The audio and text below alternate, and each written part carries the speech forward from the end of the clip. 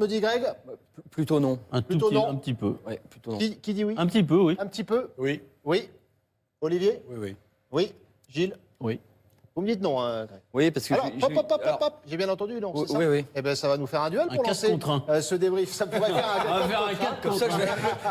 On va te je vais choisir Olivier Rouillet pour affronter Grégory Schneider. Eh bien, allons-y, allons-y, Gilles. Je suis prêt. C'est Olivier qui va démarrer. C'est évidemment pas ce arbitré. duel. C'est évidemment pas arbitré par quelqu'un sur ce plateau. Non, non, mais non. C'est le public qui arbitre, évidemment. Olivier, c'est vous qui démarrez. Ben oui, je pense qu'ils ont un petit peu gâché leur victoire parce que menant 5-0, on aurait pu penser que l'équipe de Liverpool allait un petit peu serrer derrière, même si on ne les sentait pas en danger. Mais malheureusement, sur le but de Dzeko, il y a eu un petit peu le relâchement de Lovren qui n'a pas su mettre Dzeko en position de hors-jeu. Ensuite, il y a ce pénalty qu'on peut contester. Ça, je ne le discute pas, mais le but de Salah, au départ, sur le troisième, il est certainement en position de hors-jeu. Donc je pense que Liverpool a manqué de sang-froid et peut-être d'expérience pour maintenir ce 5-0. Greg? Je pense que quand une équipe vit par le feu, elle meurt par le feu. C'est-à-dire que si elle n'était pas dans cette prise de risque, il ne menait pas 5-0 non plus. Donc en fait, c'est une sorte de prix qu'on a eu à payer pour la première heure. Les gars de Canal qui ont les chiffres, moi je leur fais confiance. À la 65e minute, ils sortent un truc terrible. Ils t'expliquent que les joueurs de Liverpool ont couru 3 km de plus que ceux de Rome. Ce qui est énorme à ce niveau-là. Ce que je veux dire, c'est que ces 3 km, à un moment donné, il va te les manquer. Et cette débauche d'énergie, c'est payé à la fin. Je crains que ce soit physique. Si c'est physique, c'est pas un manque de maîtrise, c'est pas. En tout cas, c'est vraiment une interrogation que j'ai. Je suis pas dans leur cuisse, Top. mais je me pose la question. Mon cher Grégory, qui vous a convaincu, Greg Schneider ou Olivier Rouillet? Vous votez sur le compte Twitter de l'équipe du soir. Liverpool qui menait 5-0 avant ce score final de 5-2. Gilles, est-ce que Liverpool a gâché sa victoire ou pas ce soir? Vous arbitrez en faveur de qui? Je peux pas arbitrer, j'ai dit que... Peut-être que quelqu'un vous a retourné. Non, personne. Ça... Retournez, Gilles. Ah, Greg, la vache. Là, Greg, il faut qu'il prenne son arbre généalogique et qu'il parte de loin pour me retourner. Non, je peux pas. Décemment, je peux pas arbitrer ce truc. Je donnerai le point à Olivier. J'étais du même avis qu'Olivier. On va laisser le public. Le public votait sur le compte Twitter de l'équipe du soir et on va écouter je trouve que nos autres camarades. Il y a quelque chose qui est oublié par Grégory. L'argument physique, moi, j'y crois pas trop. Et ce que je regrette, Klopp est un grand manager et il réalise des choses merveilleuses avec son équipe. Fait une erreur. Mais quand à la 75e minute, il y a 5-0, il sort Salah, son meilleur joueur. Pourquoi? Je sais pas. Ils sont 3e du championnat. Ils ont un match de plus que le 5e, Chelsea, mais ils ont 8 points d'avance. Donc au pire, ils auront 5 points d'avance. Il reste 3 matchs. Pourquoi sortir Salah? Tu envoies... Parce que physiquement... Non, mais il était en pleine bourre. On parlera de Jürgen Klopp. C'est très important, c'est très important. Ça détermine toute la fin du match. C'est-à-dire que Salah, à un moment, il y a une superbe action côté droit pour Liverpool. C'est plus Salah qui est là, c'est son remplaçant. C'est pas tout à fait les mêmes joueurs. Donc déjà, tu perds une puissance offensive énorme et tu envoies le message, encore une fois, à la fois à ton équipe et à la fois à Rome, que d'un côté, le match est fini, c'est plié, et pour Rome, on vous prend pour des... Oui, mais c'est très important, ça détermine tout. Mais sinon, on ne peut pas discuter, parce que c'est très important. C'est ça qui gâche pour vous le... Mais oui, bien sûr. Mais la réponse, elle est simple. Est-ce que Messi et Cristiano Ronaldo sortent à 5-0 à la 75e? Mais non. Jamais. C'est le tournant du match, si on peut parler, parce que bien évidemment que le 5-2 reste un résultat positif, mais ça devient compliqué. 3-0, ça se joue. Ils l'ont fait contre Barcelone. On a vu beaucoup d'équipes qui avaient gagné des matchs allés largement prendre 3 buts sur un match de feu, tout est possible. Un match de folie au retour. C'est pas impossible. Et puis il y a tout le travail psychologique de la semaine, la manière dont les Romains, regardez le public romain à la fin du match. On avait l'impression que c'était eux qui avaient gagné le match. On a vu Anfield qui commençait à trembler, on l'a entendu. Et ça, c'est important. L'impression qui reste. J'entends. Non, mais alors, je vais aller dans leur sens. Quand on voit Klopp à la fin du match, quand on voit l'attitude de Klopp, il a l'impression effectivement qu'il lui manque quelque chose. Donc, je veux pas. Je suis très honnête. Il a retrouvé le sourire sur. Non, mais tout à fait. Mais alors, par rapport à l'attitude à la sortie de Salah, c'est quand même. Je comprends que ce soit une piste, mais c'est quand même du domaine c'est une interrogation. C'est intéressant d'en parler, mais je ne suis pas tout à fait sûr que la sortie de Salah ait permis aux autres joueurs à Liverpool de mettre 2 buts. C'est quand même pas gravé dans le marbre. Mais après, c'est vrai que c'est une piste, comme moi qui vous dis que c'est le. Mais tu enlèves ton meilleur joueur, Grégory. Oui, mais il était peut-être complètement cuit. Puis il y a un match.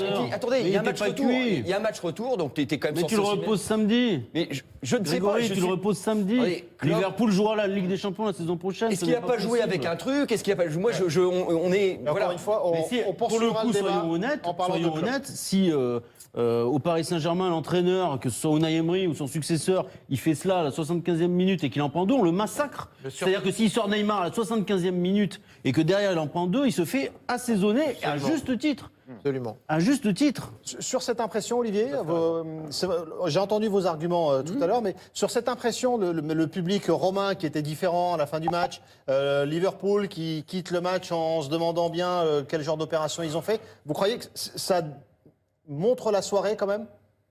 Je ne sais pas si ça montre. Parce que le gars qui n'a pas regardé le match, 5-2, waouh! Mais est-ce que l'impression peut être changée par rapport au scénario?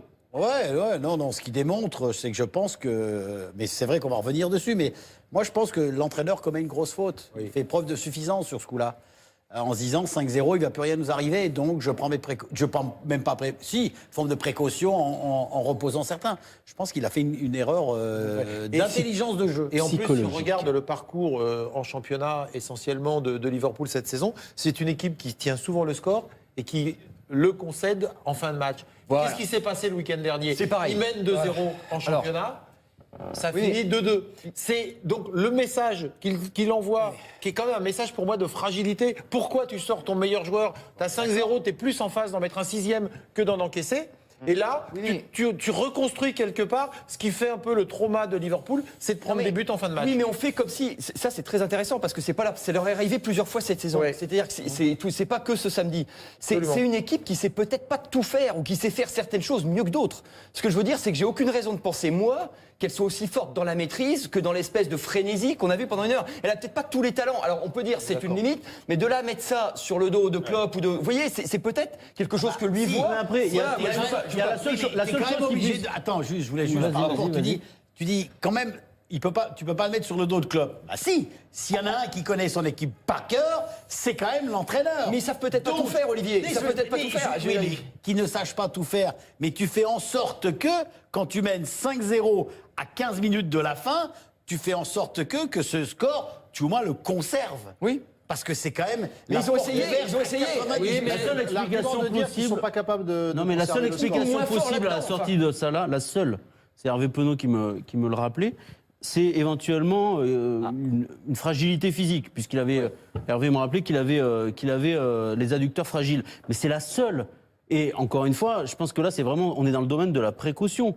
Mais qu'on le repose ce week-end, Salah. Qu'on le repose ce week-end, Liverpool n'a pas besoin de lui. Oui. Et quand tu dis qu'ils ne savent pas tout faire, ce qui est vrai, ou pas aussi bien, enfin, oui, pas aussi bien. Ouais, donc voilà. quelque part, la gestion du match, conserver le score, ils savent pas faire. Donc pourquoi sortir celui qui t'amène dans une vision positive, c'est-à-dire à continuer c'est une à interrogation. enfoncer Ouais, non, mais c'est tout pour à fait. essayer peut-être de conserver un équilibre dans le jeu, alors que dans cet équilibre-là, ils sont en déséquilibre. Alors qu'il fallait en mettre 6-7 parce que c'est leur vente. Mais tout à fait, moi on peut. Il y a le score final, mais à 5-0, est-ce que vous avez été surpris par l'écart de niveau entre les deux équipes? Ah ouais. Ils réussissent quelque chose d'exceptionnel, on est tous d'accord. Oui, mais ils sont aussi exceptionnels que la Roma est dramatique. Elle est dramatique dans chaque intervention individuelle sur le plan défensif. C'est-à-dire qu'à un moment donné, pour être aussi brillant, aussi exceptionnel, c'est que de l'autre côté, je pense qu'on a psychologiquement craqué. Non, mais il faut surpris, oui et non surpris, parce que on sait que Liverpool est capable de ces fulgurances. On l'a vu contre Manchester City, on l'a vu à d'autres reprises dans la saison, et on a vu aussi qu'il y avait des fragilités parfois.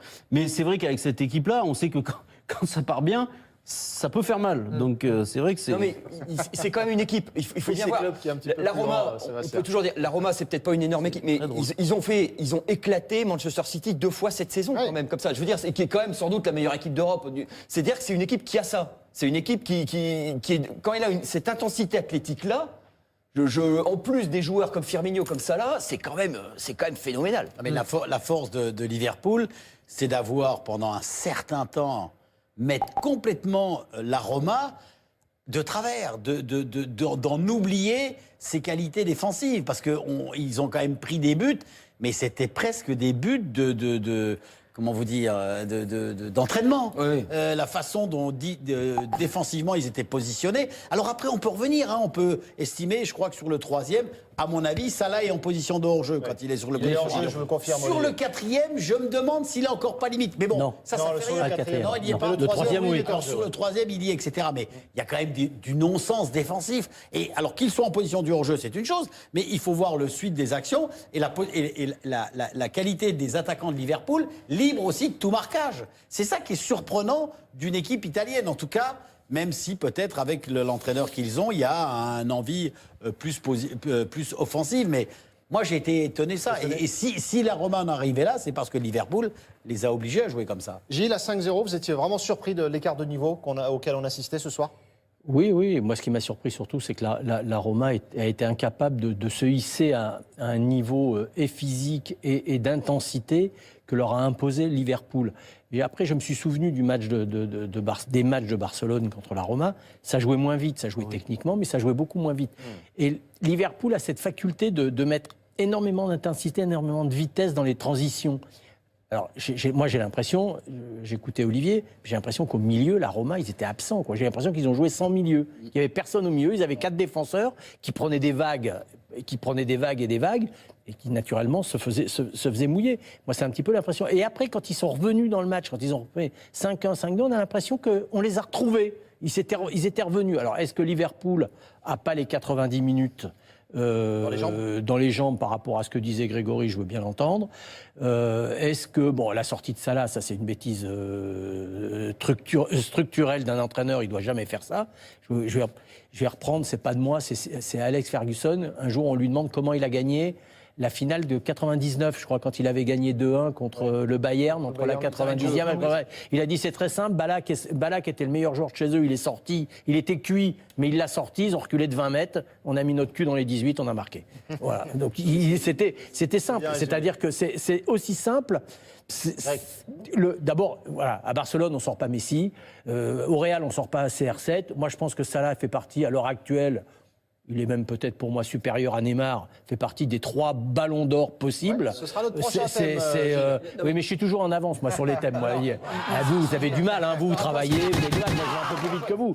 Mais on ne le sort pas. Quand Liverpool arrive à jouer le match qu'il a envie de jouer, c'est-à-dire au-delà d'un certain niveau de vitesse, en face, ils pèteront tous les jours. C'est-à-dire, tant qu'ils arriveront à mettre cette intensité, cette vitesse, la Roma ne peut pas disputer ce match-là.